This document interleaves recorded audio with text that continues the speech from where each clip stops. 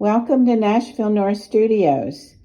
We're at the tail end, the very last day of Tania Pomales' Dia de los Muertos, which is a celebration of life and love. And if you haven't ever heard of this day, it's a day to celebrate. It comes out of Mexico, but our Tania comes from New Jersey with a heritage from Puerto Rico. And so she brings great talent with her. Here's Tania. This photo, I believe, was by Bill Horn. Yes. Of Artsy. Thank you, Bill, for a great photo. And we're going to talk to Tania today. I'm going to show you a little bit of her work, and we're going to see how her show was. Hi, Tania. Hello. And get a close-up here of some of it. It will still be available for purchase. Some of it's gone. I apologize, but not really, because we're so happy. The Fierce Woman has a new home, as does, what was the name of this one, Tania, that was here?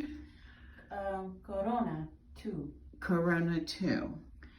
And over here, I'm going to skip over the middle a minute, is Corona 1. Is that correct? Yes.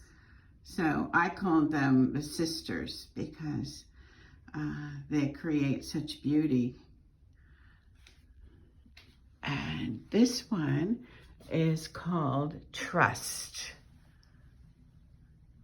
And these are all oils. They're on board. Yes, Tania? Yes. They're on board, and you can see the attention to detail. And this also has gold in it. Yes, gold enamel. Gold enamel. So, and these are some very sweet small ones that you can see. And we must remember that the structure that lies beneath our covering allows us to do the things that we do, and our organs inside support our lives. Must take good care of them.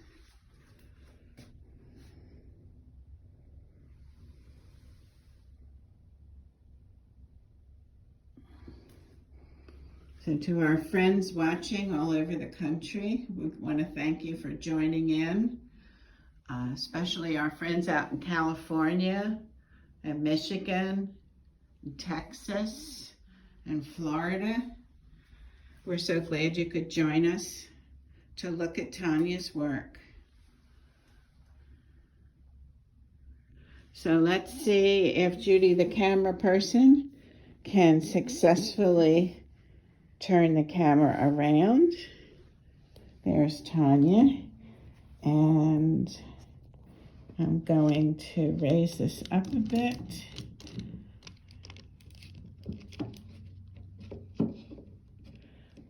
Or not. Maybe I'll just hold it. How's that, Tania? That's perfect. We'll go a different route. We'll improvise. Yes, we'll improvise, which is what artists do very often. We start with one idea, and it grows to be many ideas. So I had wanted to originally start talking with you about your childhood, because I think all children are artists. Is that what happened to you? Yes. So I started drawing right around the age of 3. I know this because my mom would keep the drawings that I would make. She would put the year, how old I was, and what I said the drawing was. So I found like eagle, mouse, things like that in a folder many years later. And I've always had an interest in art. I was always drawing, always painting, always creating. Bob Ross was a big inspiration for me. Yeah, my mom used to sit me in front of the TV whenever Bob Ross was on because it would get me to calm down. But it created such a fascination, and she picked up on that. Mm-hmm. And so she realized that this was something she could nurture in me. Mm-hmm. So she would always come home with art supplies and pens and pencils, anything I could use to be a creative kid. I was always doing like art contests. I started painting in 5th grade. I used to hang my work at the local library because the school had a partnership with the library, Milan Public Library, and they would hang up student work. So those were some of my first like art shows. Mm-hmm. For those of you who might not know, Violin is also in New Jersey, not too awfully far away, but it's a great community. If you ever get to our neighborhoods, you'll have to stop in for a visit. Yes. So after that, you went to school, and didn't you go to school for art a little bit? I went to Stockton University. I got a Bachelor of Fine Arts. So I went there in 2008. 2008. Graduated in 2012. I learned from professors like Margaret McCann, Wendell White, Kate Nearpass, Ogden, Jedediah Morfitt. Those were like my core teachers. Marilyn Brent, who came here when my show opened. And it was a great education. It helped me learn the foundational skills that I needed, but it also helped me find my voice and be confident in making work that kind of went against the grain of what people considered normal or traditional work that they were used to seeing, especially for this area. So yeah, it was a great school. I love going there, walking, visiting, because it's in the Pine Barrens, so they have really nice trails. It's very peaceful. It's very nature oriented. Yes. Yes. And so I guess one of the questions you probably get the most is why skulls? So the skulls have a few different meanings for me. When I was a kid, my favorite movie was Nightmare Before Christmas, so we have Jack Skellington. So it kind of started there. I had a fascination, believe it or not, with Egyptian history and the mummification process. So also tied to that, I would read a lot about that as a kid. My brother is an airbrush artist, so he would do a lot of motorcycles and cars with skulls and like darker themes like fire, flames, zombies, all sorts of stuff. And then as I got older, the skull took on more of a personal significance. Not only is it the vessel that holds my brain, my eyes, and that allows my head to be what it is, it also symbolizes loss and death and grief. But I don't want people to see them and be scared. I want them to see them and have sort of a reverence or an appreciation, an understanding that even though life comes with its chapters of loss and grief and death, things are reborn, they regrow, they adapt, they change. And when we're no longer here, we're going to turn into flowers or trees or any number of things that will be living. So it's a cycle of life, and I always try to keep that in my mind so that I appreciate what I can do, what I have, and where I'm going. So when I go, and if I am lucky enough to become a flower, I will be kissed by a bee. And isn't that wonderful? Isn't that exciting? Exactly. Yes, and I wouldn't be afraid of the bee. No, because it would be a beautiful harmony. Yes. Well, that's very exciting to me. So what do you find is the core of your inspiration? I know that we talked about birth and death. I know you were a caregiver. Yes. And so while you were doing that most important job, you were learning in the process to find out what made us function and if something could be discovered to help us function better. Yes. So my mom was diagnosed with an illness called idiopathic pulmonary fibrosis. She lived with that illness for about 11 years, and I was her caretaker throughout that time. art became a major source of my income, but it also became the number one source of my peace. So, in an effort to use it as a tool to deal with that situation of her being ill and me being the caretaker, I decided to throw science into the mix and learn about anatomy and the lungs and how the lungs affect the heart and how all of that ends up affecting the brain and all of the body system. And through that, I discovered I have an actual real fascination with medical illustration and science. And I also learned how to advocate, not just for me, not just for my mom, but for other people who may struggle with finding their voice, may struggle with dealing with their situation. I used my art as a way to educate myself so that I could extend that grace and that help to them. And I'm looking for the word and I can't find it. And kind of just help people understand. As a bridge. Yeah. From where they are to where they Yes, want to go. Exactly. Yes. And to help them understand and to, see and not be afraid. I mean, seeing my mom sick for so long, it was a slow death. And I was front and center to that. And I had to learn to get real comfortable with the idea of her not being there.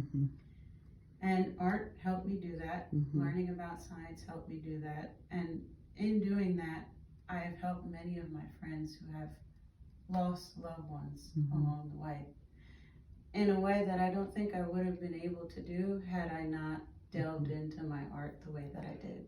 I think we realize what a gift it is to have been able to be present for people that we love. Yeah. And while some people don't know quite how to handle that, those of us who have experienced it can help them feel more comfortable. Yes. Yes. It's a grace period. It is. It is. Well, thank you for that.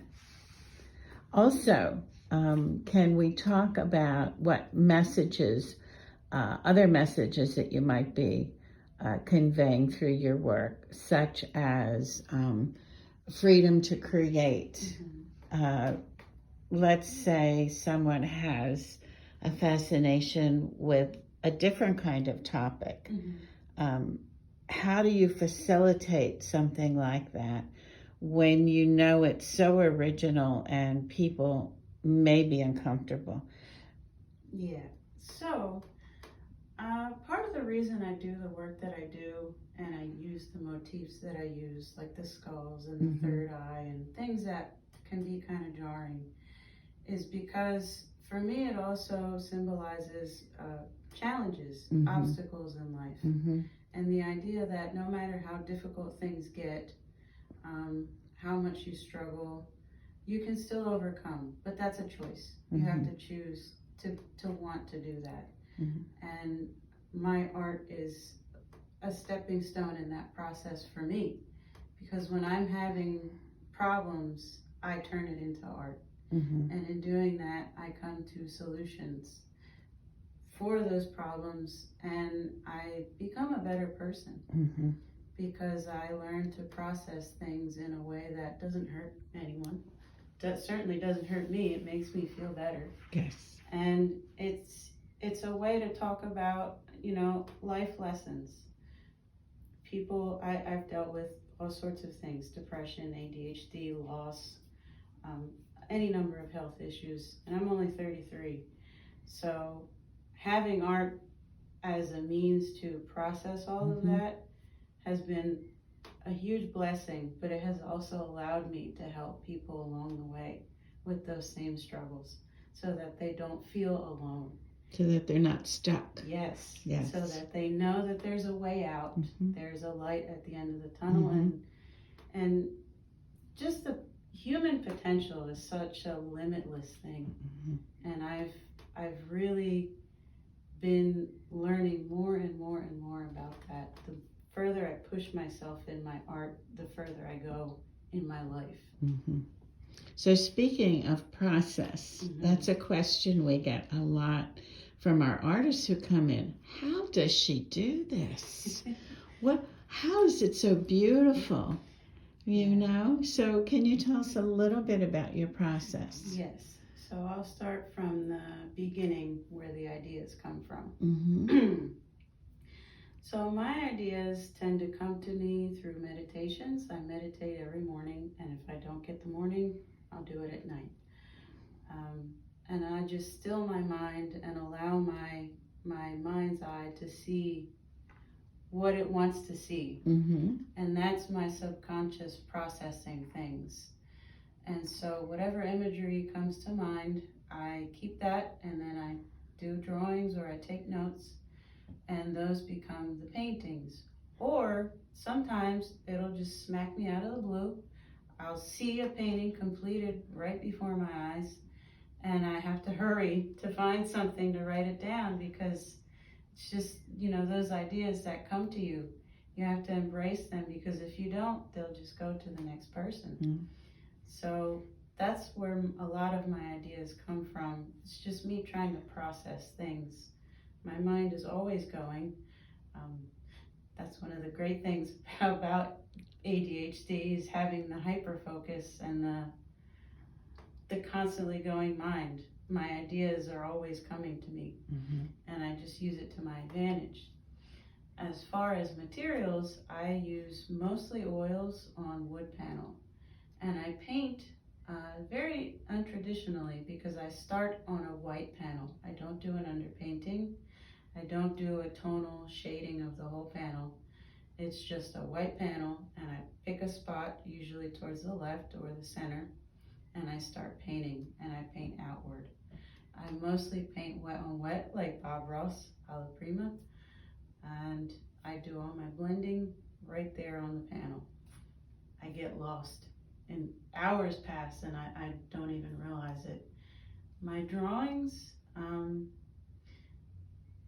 those are more meditative, because of all the hash marks and all the cross hatching and the shading. And that's just basic pencil on any paper I can find. Mm-hmm. And yeah.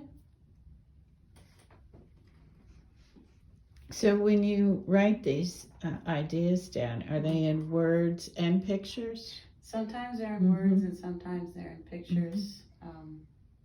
Sometimes one or the other. Mm-hmm. So are there any particular oils that you use? Yes. Most of my paint is Gamblin brand paint. It's a great paint. Won't break the bank, but will give you high quality, like Old Holland or any other expensive brand of paint. Mm-hmm. I really love them. I also use Grumbacher, great paint. My pencils, I tend to use Palomino Blackwing pencils. Mm-hmm. A lot of artists love those, and I recently started using them, and now I understand why. Mm-hmm. It's like magic using them. They glide on the paper. It's wonderful. So it's good to know, because artists, the market is flooded with products. Mm-hmm. Some work and some don't, and most artists are challenged financially.